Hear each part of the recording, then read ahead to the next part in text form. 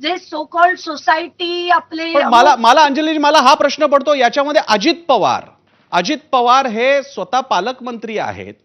त्यांच्या घरामध्ये पण हे लग्न झाले. मी इतकी वैयक्तिक टीका केली नसती. त्यांच्याही घरात एक लग्न झालेलं आहे की. त्यांना कळत नाही एखाद्या मुलीच्या आई वडिलांवरती जेव्हा तिच्या मुलीला उन्हात उभं केलं जातं, रॅट पॉइझन खायला लावावं लागतं, प्रेग्नंट झाल्यानंतर तिच्या चारित्र्यावरती संशय घेतो, एक बाप म्हणून अजित पवारांना मनात काही येत नाही. ते फोनही करत नाहीत यांना. आणि हा जो कोण हगवणे त्याला सोडून दिलेला आहे, त्याला पकडता येत नाही. अजित पवारांनी फोन लावला तर काय मशाद आहे तिकडच्या, बिशाद आहे त्या पोलीस कमिशनरची किंवा त्या पोलिसांची की पकडणार नाहीत. पण अजित पवार तसं करत का नाहीयेत? मला अजित पवार नावाच्या वडिलांना, मला अजित पवार नावाच्या सासऱ्यांना हा प्रश्न विचारायचा आहे की तुम्ही काय करताय अंजलीजी? नाही, मला तो प्रश्न पडतो की एक तर अशी घटना झाल्याबरोबर एका मिनिटाच्या आत त्याचा राजीनामा नाही, त्याला बरखास्त करून त्याला शिक्षा द्या असं ऑफिशियल स्टेटमेंट या पक्षाने काढायला पाहिजे की हा माणूस युजलेस आहे, भिकारी आहे आणि अशी लोकांना स्ट्रॉंगेस्ट शिक्षा झाली पाहिजे असं एका मिनिटाच्या त्या पक्षाने म्हणायला पाहिजे. आणि म्हणून मला रुपाली चाकणकरांना पुन्हा, मी मगाशी त्या ज्या दुसऱ्या ठोंबरे आहेत त्यांना सांगितलं, आता रुपाली चाकणकरांना हात जोडून विनंती करते, या माणसाला पक्षात उचलून फेकून द्या. अंजलीजी, तुम्हाला गंमत सांगू, रुपाली चाकणकरांना आम्ही कार्यक्रमात बोलवलं होतं. तुम्हाला माहितीये त्यांनी काय आमच्या डिस्कनेक्ट केलंय? त्यांनी असं म्हटलं की या कुटुंबियांशी बोलणं झाल्यानंतर लगेच माझ्याशी बोलायला हवं होतं, माझ्याशी नाही बोलत म्हणून त्यांनी आता थेट रुसवा धरलेला आहे.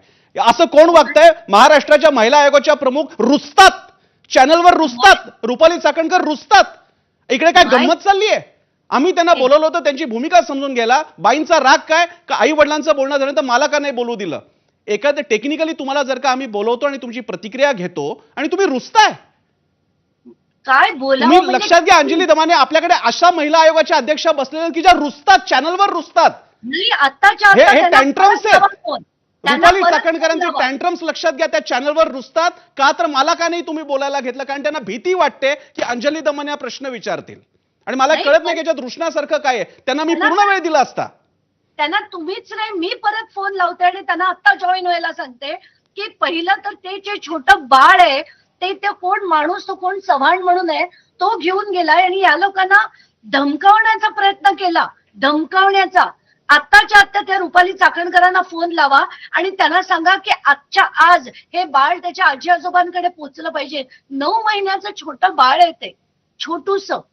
म्हणजे आता या सगळ्यांना ना खरंच शुद्धीवर येण्याची गरज आहे.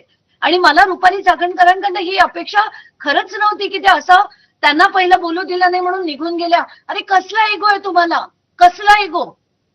मगाशी हाच जर का प्रकार विरोधी पक्षातल्या कुठल्या नेत्याचा असता तर रुपाली चाकणकर तिकडे पोहोचणाऱ्या पहिल्या व्यक्ती असत्या आणि ते करायलाही हरकत नाही. कुणाच्याही बाबतीत घडलं तर जायलाच पाहिजे.